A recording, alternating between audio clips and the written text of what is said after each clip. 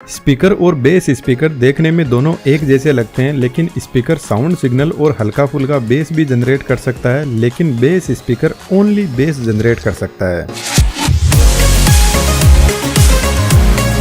Base speaker low frequency पर operate करते हैं और लो फ्रीक्वेंसी दीवार को भी आसानी से पेनिट्रेट कर जाती है। बेस स्पीकर ही वह डिवाइस है जिसको आप वूफर या सबवूफर भी बोलते हैं।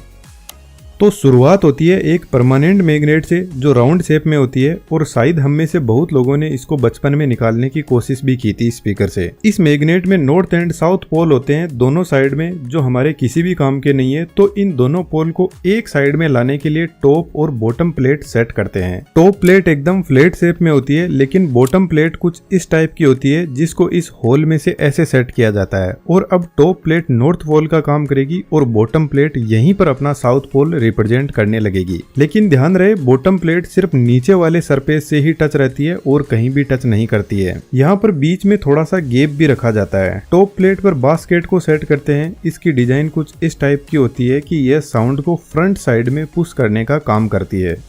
अब आता है सबसे इम्पोर्टेंट पार्ट, जिसको ड्राइवर मोटर या वॉइस कॉइल बोल सकते हैं। यह एक इलेक्ट्रोमैग्नेट होती है जिसमें एक सिंपल वायर को कुछ इस तरीके से सेट किया जाता है कॉइल बनाकर, और यह भी same to same permanent magnet की तरह ही काम करती है। लेकिन कंडीशन यह है कि जब तक इसमें हम सप्लाई देंगे तभी तक यह मैग्नेट की तरह काम करेगी, उसके बाद में नॉर्मल वायर हो जाएगा। इसका जो मैग्नेटिक फील्ड होता है उसको हम कंट्रोल कर सकते हैं। यदि हम सप्लाई कुछ ज्यादा करेंगे तो इसका मैग्नेटिक फील्ड स्ट्रॉन्ग बनता जाएगा, और इसके उल्टा कम करने पर वीक मैग्नेटिक फील्ड बनेगा। इस वॉइस कॉइल को सेट किया जाता है परमानेंट मैग्नेट के इस गैप में, और यह कॉइल यहाँ पर फ्रीली अप डाउन कर सकती है। जब इस कॉइल को हम सप्लाई देंगे तो इसका मैग्नेटिक फील्ड जनरेट होगा और यह फील्ड नॉर्थ और साउथ पोल क्रिएट करेगा। इसी टाइप से यहाँ पर परमानेंट मैग्नेट का फील्ड भी है। परमानेंट मैग्नेट का यह साउथ पोल और इस कॉइल का साउथ पोल एक दूसरे को रिपेल करेंगे, जिससे परमानेंट मैग्नेट इस कॉइल को च्युइंगम की तरह बाहर फेंक देगा। लेकिन हमें ऐसा नहीं करना है। यदि हम चाहें तो हम इतनी ही सप्लाई देंगे कि कॉइल थोड़ी सी बाहर आएगी, और वापस सप्लाई को कम कर देंगे तो वापस अंदर चली जाएगी। इस तरीके से यह कॉइल इस गैप में अप डाउन करने लग जाएगी, जिसका अभी तक कोई भी मतलब नहीं है।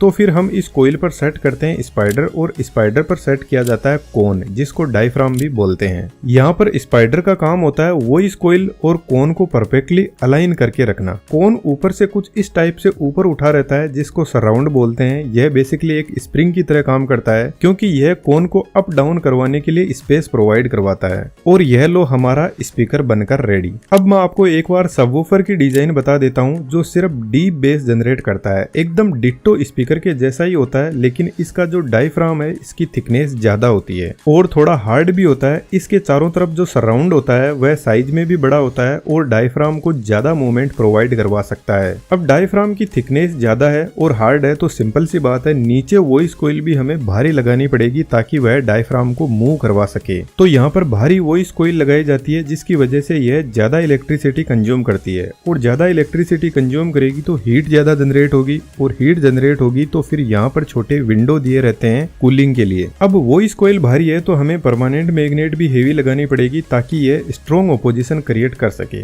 और यह लो हमारा बेस स्पीकर भी बनकर रेडी हो गया। जब हम स्पीकर को एम्पलीफायर से कनेक्ट करेंगे तो एम्पलीफायर साउंड सिग्नल भेजना शुरू करेगा, जो बेसिकली एक इलेक्ट्रिक सिग्नल ही होते हैं। इलेक्ट्रिक सिग्नल से कॉइल अपने आसपास में मैग्नेटिक फील्ड जनरेट करेगी, और इस मैग्नेटिक फील्ड से कॉइल अप डाउन मूवमेंट करना स्टार्ट कर देगी। यह मूवमेंट स्पाइडर के पास में जाएगा और स्पाइडर डायफ्राम को मूव करवाने लगेगा, जिससे हमें स्पीकर से सॉन्ग सुनाई देगा और सबवूफर से जबरदस्त बेस। मेरे ख्याल से आप में से किसी को भी समझ नहीं आया होगा कि यहाँ पर साउंड और बेस एक्चुअल में जनरेट कैसे हो रही है। तो यहाँ पर शुरू होता है फ्रीक्वेंसी का मैजिक। दोस्तों, यदि आप एनिमेशन में इंटरेस्टेड हो तो हमारे एडवांस 3D एनिमेशन के कोर्स को ज्वाइन कर सकते हो। यहाँ पर हमारी पूरी कोशिश रहती है कि आप एनिमेशन अच्छे से सीखो, जिसके लिए हम प्रॉपर आपको सपोर्ट प्रोवाइड करवाते हैं। एनिमेशन से रिलेटेड फ्यूचर प्लानिंग आपको पूरी अच्छे से बताते हैं। डिस्क्रिप्शन में डिटेल्स अवेलेबल है, जरूर से चेकआउट कीजिएगा। अभी शानदार ऑफर चल रहा है। बेस 50 कूपन कोड यूज करने पर आपको 50% तक डिस्काउंट भी मिल जाएगा।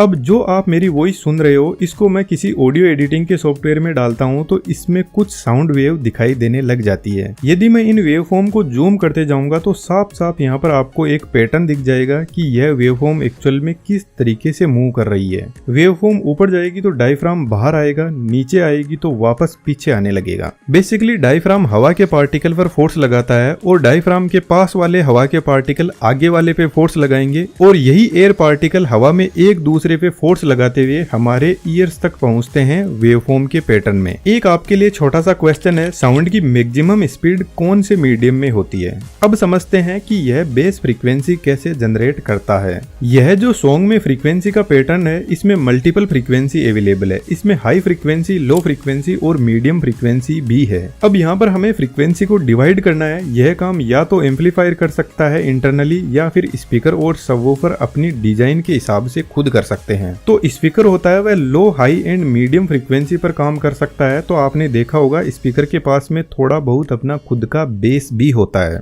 और उसके पास में ट्विटर जैसी अपनी खुद की झंकार की साउंड भी होती है। तो बेसिकली यह सभी स्पीकर का एक कॉम्बिनेशन होता है जो सब टाइप की फ्रीक्वेंसी को बजा देता है और इसकी फ्रीक्वेंसी की रेंज होती है 2 किलोहर्ट्ज से लेकर 20 किलोहर्ट्ज तक या फिर इससे भी ज्यादा हो सकती है। लेकिन जो सबवूफर होता है वह सिर्फ लो फ्रीक्वेंसी पर ऑपरेट करता है। इसकी रेंज 20 हर्ट्ज से 200 हर्ट्ज तक हो सकती है। अब यह फ्रीक्वेंसी लो है तो इसकी वेवलेंथ ज्यादा होती है। इसको मैं आपके लिए थोड़ा सिंपल कर देता हूँ। जैसे आपके पास में 1 सेकंड की टाइम फ्रेम है और इस 1 सेकंड में ऐसे 1000 टाइम साइकिल अप डाउन कर सकती है, तो इसको हम बोलते हैं 1 किलोहर्ट्ज की फ्रीक्वेंसी। लेकिन यदि इस फ्रीक्वेंसी को हमें डाउन लेकर आना है, मान लो 20 हर्ट्ज पर लेकर आना है, तो सेकंड की टाइम फ्रेम तो सेम ही रहेगी, लेकिन हम इसको स्ट्रेच कर देंगे और इतना स्ट्रेच करेंगे कि 1 सेकंड में सिर्फ 20 ही साइकिल आ पाए, तो इसको 20 हर्ट्ज की फ्रीक्वेंसी बोलेंगे, जो लो फ्रीक्वेंसी होती है। अब जो हाई फ्रीक्वेंसी होती है उसकी एक साइकिल बस इतनी सी दूरी में ही कंप्लीट हो जाती है,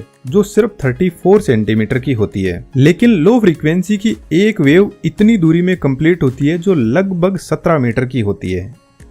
इसलिए यदि कहीं पर पार्टी चल रही है और आप अपने रूम को बंद करके भी बैठ जाते हो तो आपको गाना सुनाई नहीं देगा, लेकिन बेस आपको अच्छे से सुनाई दे जाएगा, क्योंकि बेस लो फ्रीक्वेंसी पर ऑपरेट करता है और इसकी वेवलेंथ बहुत लंबी होती है, तो यह दीवार को आसानी से पेनिट्रेट कर जाती है।